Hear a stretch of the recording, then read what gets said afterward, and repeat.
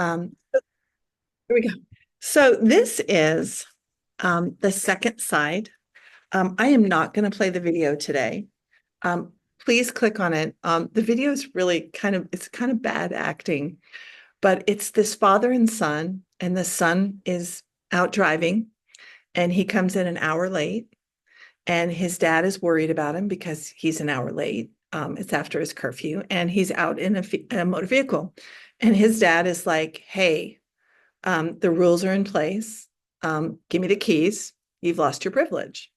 And of course, the teenager is angry um, and thinking, well, I have the right to drive.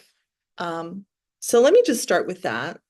One of my arguments today, by the way, this is a much harder side to prove because there were so many facts and statistics that support teenagers are the highest risk category. There are more crashes and fatalities on the road with 16 to 19-year-olds than any other age group. And I believe what I tried to prove last week was we're going to save lives if we move that age from 16 to 18 to start driving. And if you were with me in that first class, I also told you I disagree personally with moving the age from 16 to 18.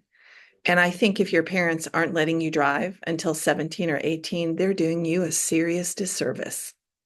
They are wrong. And you can tell them I said so, because I'm going to prove that to you right now.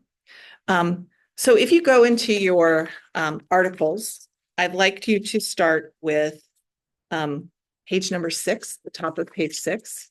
And what it says is driving, the single activity that involves the greatest risk for the largest number of teens, can play an important role in peer interactions. The ability to drive one's friends around can allow teens to pursue important social goals, allowing them to demonstrate maturity, return favors that others have offered, enhance their status, reinforce membership in a group, or host the social event that a group car trip can be. The key point in terms of driving safety is when driving with peers, teens are undertaking two separate, challenging, and complex tasks. They are attuned to the behavior of and interactions among their peers while operating the vehicle and attending to road and traffic conditions. We know, according to the CDC, the top reason that teenagers are in that high risk category is because they have no experience. They are inexperienced drivers. So if you go to the next page, page 8, it says arguments against raising the driving age. The two common arguments: it would limit transportation options for teens. You think you're busy now. I got news for you. Wait until your senior year. I never saw my daughter. She was at school from 7 a.m. to 10 p.m. And you think I'm going to want to chauffeur her around activities? Do you think she wants me to chauffeur her around to her activities? Do you think you want the people at your school to see mom and dad picking you up and taking you to activities when you're a junior or senior in high school? It is social suicide. It is not okay. Teen car crash stats would skew toward the new minimum wage. Remember, it's inexperience. If you're not getting experience between 16 and 17, and then the driver's age is moved to 18, the odds are pretty good. It's the same inexperience. They're going to start having accidents. So that's a pretty relevant point as well. I love this article on page 12. Well, not quite 12. So the graduated driver licensing. So don't know if you know this. When my kids drove, these rules were in place. When I drove, they weren't. So today, they make it hard on you. There are restrictions and there are requirements of you, and there are stages. So for example, the learner's permit, you have to be a minimum age, that's 15 years and 6 months. And in my personal opinion, you need to start driving then. Absolutely. Small trips, short trips, go into the parking lot on the weekends of your high school. go ahead and take a driver's ed course. Won't hurt you to know, what's on the road. You take a written test, just like you take a written test at school. You learn the traffic laws. You learn exactly what the signs mean, what's your job, and how you're supposed to respond. And then after you get that written part, you have to do the practical part. Well, guess who has to be in the car with you? Someone under 21, and it's usually mom and dad, because mom and dad are providing the car, right? And this is when you have to log certain hours, daytime hours, nighttime hours, and you have to record them. So every state, especially the state of Texas, makes it pretty difficult. It makes it where the parents have to be involved. Okay, I'm just going to be honest with you. That's my number one argument today. I would rather you be under my watch and care when you practice driving than after sending you off to college when you're 18 and I'm not there anymore. And you really don't care about my opinion. If you don't know what the age of majority is, the age of majority is 18. What does that mean? It means legally, your parents are no longer obligated to financially support you, period. If they choose to, it's voluntary. If they choose to send you to college, if they choose to financially help you, great. You are very, very lucky. I know parents that at the age of 18 say, bye-bye, you're gone. And a lot of those kids go into the military because you're not ready. You're just, you're not quite there yet, right? You're not quite ready to launch at 18. Not every 16-year-old or 18-year-old is the same. I will say that. I love on the bottom of page 4, this is an article called Learning to Drive at 16. This is by Girish Swaminath. I thought y'all would appreciate that. I actually agree with his point. He says each year high school sophomores all across the US celebrate an important milestone in their lives, getting their driver's license. Though people think the mandated age should be 18 for safety reasons, the current minimum driving age is 16, without exaggeration, perfect. Teenagers must learn to take more responsibility as they transition into adulthood. 100% agree with what he's saying.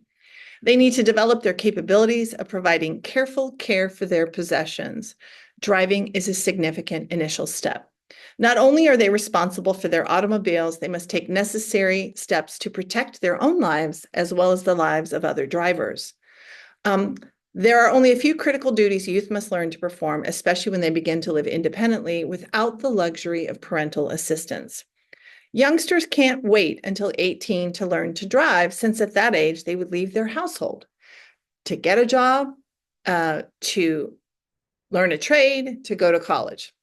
You may be in a different state. My daughter was in New York City. Students would be too focused on college and learning to navigate that. May be able to come home on a summer to learn to drive. But you know what you're doing? If you're coming home on a summer to learn to drive when you're 18, you're putting all that into 3 months that could have been in 2 years. Does that make sense?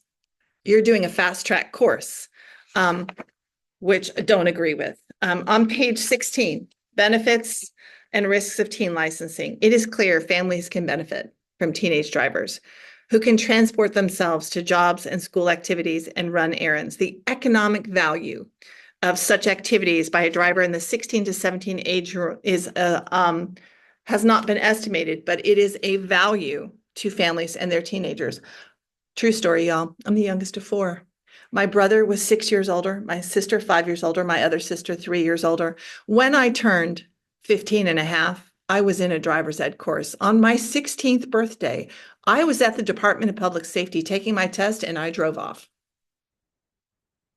Obviously, I was more mature. I was the 4th one, right? I was ready to drive. I don't think that's true for the firstborn. Maybe they need a little bit more hand-holding. But if you don't help your kids learn to drive while you have parental right and control, you're missing a window of opportunity, in my opinion. According to the Center for Injury Research and Prevention at the Children's Hospital of Philadelphia, Teens to teens, driving is considered an essential coming of age experience. It has become, and I'm on the bottom of page 17 if you're following me, an established aspect of teens' maturation and socialization process. Half of the teenage age group, drive to school, and more than 3/4 use a car for errands. 60% say they drive to relax. 50% report driving without a destination in mind, suggesting unsupervised recreational driving. Driving is significant to teenagers' lives. The acquisition of a driver's license is an important developmental transition. 100% support that. I want to see if there's any other thing. Page 19, the great debate. Having a car can provide teenagers with a sense of independence and responsibility. It allows them to have more control over their own schedules and activities. Remember how I told you you're going to get busier? I think here's my point. If you are taking AP courses, I'm guessing, because I know y'all as students, mom and dad aren't doing your work for you, right? So, check that box for accountability and responsibility. I'm guessing that when you have scheduled activities or you play a sport or you're in debate, I'm guessing you take responsibility. You show up on time, you do the job, check, responsibility. I have 5 employees. 4 of them are seniors. Not all of them are driving.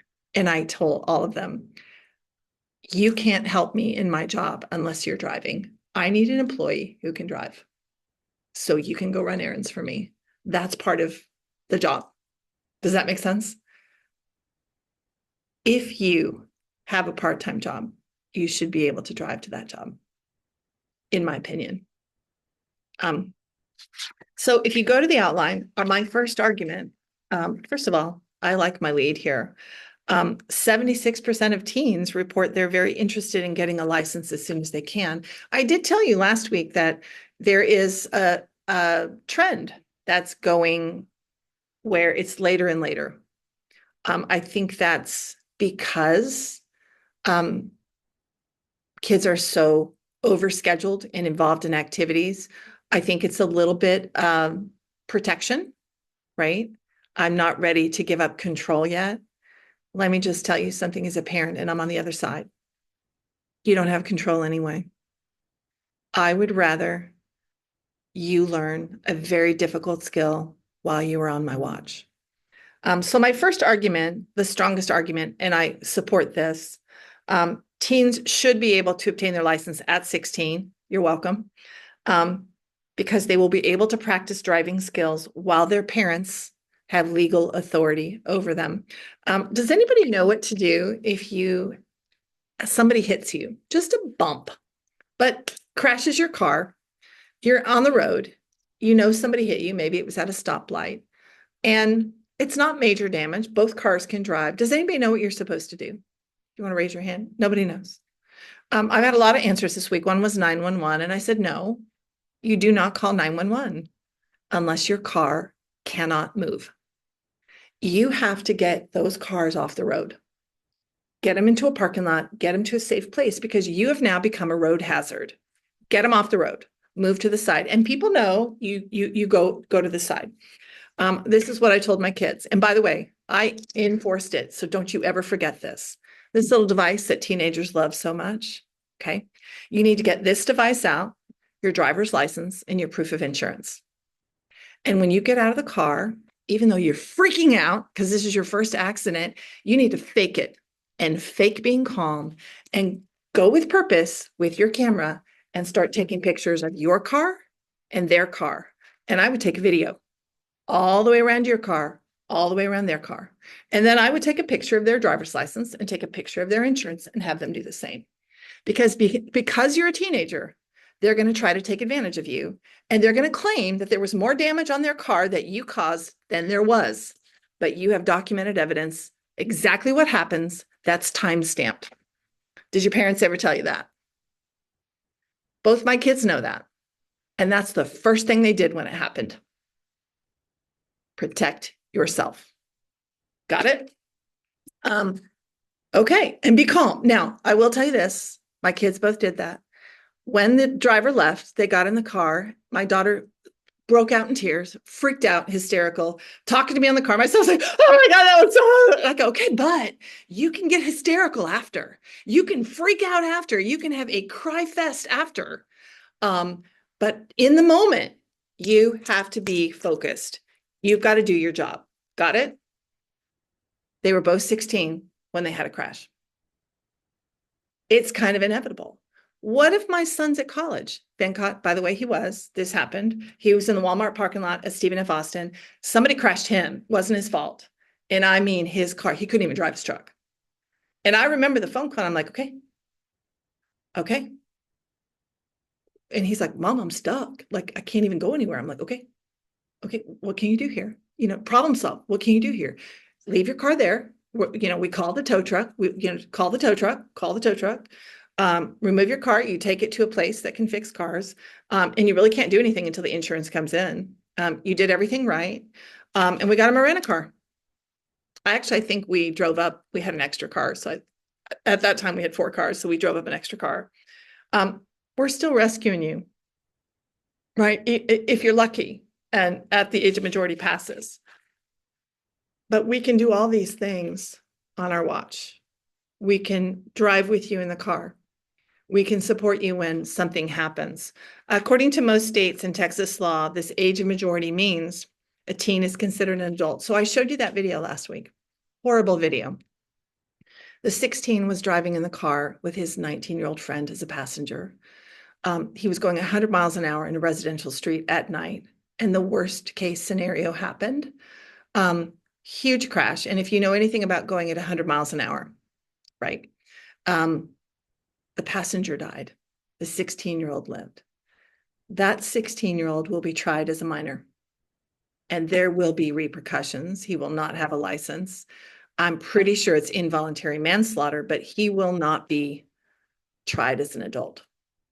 Let's say you're learning at 18 and this happens. You will be tried as an adult. Your punishment will be more severe. Does that make sense? Because you are legally an adult under the law, which makes it really interesting. There's a little bit more grace in the court of law when you're 16 and 17, because you're still an adolescent. It's important to acknowledge teen crashes are due to inexperience in 3 critical errors: inability to scan while driving, going over the speed limit, and distractions such as smartphones. Okay.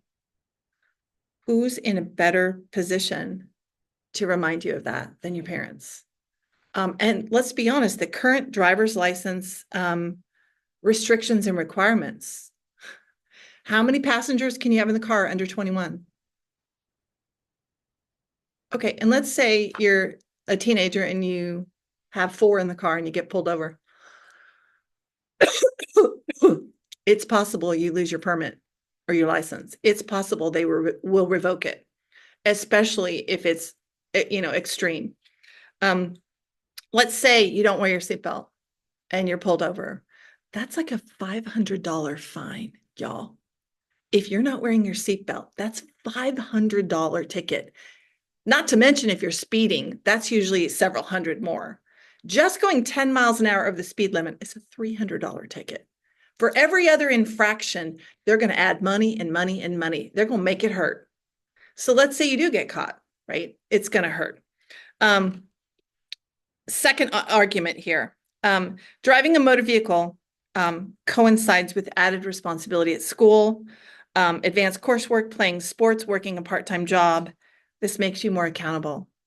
Our job as parents, our job as teachers is to help you navigate what you will face when you're an adult, when you go to college. You're generally in your sophomore year of high school when you are a teenager learning to drive. You're already self-reliant. You're already showing signs of responsibility. So to me, driving is a natural part of the maturation process. And it's something you're going to need to do to gain autonomy, to maintain your schedule, to maintain all your activities, And it will give you a newfound independence and it will empower you, which is only going to help you navigate the adult world when you're in it. The teen years provide young drivers with extra time under the watch of their parents. You're going to have weekends, holiday breaks, over a couple of years while you're under your parents' watch. If you are 18, you're off to college, you're stuck using public transportation, that can get expensive. An 18-year-old in college has fewer breaks unless it's a longer holiday, but you're doing a jam-packed, session in a holiday. Waiting until 18 to obtain a driver's license means you miss out on a growth opportunity to refine your driving skills. And your peers are going to be driving and you won't. And I know kids at Coppell who walk to Sonic so that their friends can't see their mom and dad picking them up and driving them to activities. Socially, it's not going to help you when your parents are driving you places, when you are in a position to drive, and you're not going to want to be seen with your parents driving you. I'm just telling you the reality. I didn't.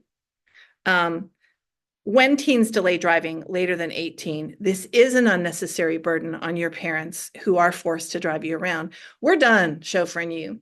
We are. Absolutely are. Here's the thing. If both parents work, that's a lot of pressure to keep driving you places. We didn't mind driving you when you were young. We didn't mind driving you when you were in middle school, but you're accountable now. You're responsible. You are capable. You need to be in the car and you need to be driving. And come on, school's what, 2 miles away, 5 minutes away? And I know the high school parking lot, especially here, I know any high school parking lot is very scary. My employee, Roma, who went to Cornell, she used to tell me, I waited 45 minutes before I left. I did not want to deal with that parking lot. I was like, that's pretty smart, right? Statistically, there are teen car accidents in the age 16 to 19 because of inexperience. You're just going to move that if you have the driving age at 18. And the restrictions that are in place are protecting. Not every 16-year-old is the same. And that video showed someone who was very, very foolish. And it also mentioned something really interesting at Live 360. There are new technological ways that we can monitor teens. My car senses my phone. I have an app on my phone. I can't receive a text, y'all. I refuse to text and drive. And what it tells the person texting me is this person is driving. They will answer your text when they stop moving. Every teen should have that on their phone because you're not going to be able to say no to a text. I know this about myself. No text is more important than my life, y'all. If my friends can't wait, then that's on them, right?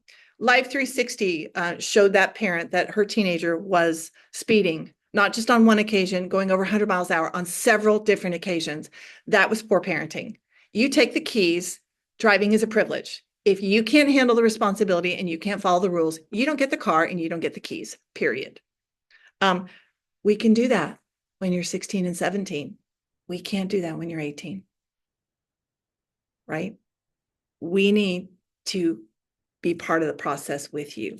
So I don't know if your mom and dad are going to hold you back, but now you have Mrs. Hensel giving you really good arguments to make your case so that you can drive as soon as possible and get the experience and the practice you need to develop.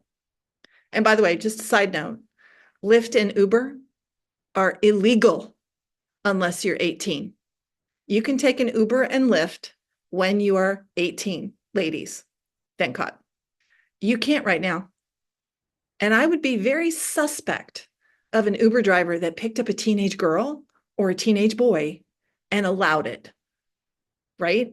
Because he's breaking the law. And I wouldn't want my teenage daughter or son in the car with that Uber or Lyft driver who knows the law, is 18. And I know kids at Coppell High School that are using Uber and Lyft. I would rather, as a parent, provide you with a car, and make sure that you are safe on my watch than have you get into an Uber or Lyft car that I didn't know the driver and he was willing to break the law. Does that make sense? Ooh. Okay, how do you feel about driving now? Are you excited? Be excited. I want you to be excited. I was excited. And I want you to look at this as I am capable. I am responsible. I take care of all my work. I take care of all my extra activities. I can drive too. And that's all I'm saying. And by the way, I had a mom come in on Thursday night and she goes, I 100% agree with you. And I said, thank you. I stand by it. Not all kids are the same. If your parents feel like you're not ready and they need to wait 6 months, understand that, especially if you're a firstborn or your parents are holding on too tight. But I don't think they're helping you. I think they should be in the car with you, driving with you when they can be more in control. Just tell them that, Mom and Dad, you have the control here. I'm going to do what you say and you can teach me. They'll like that. Okay, you're good to go. Thanks for watching.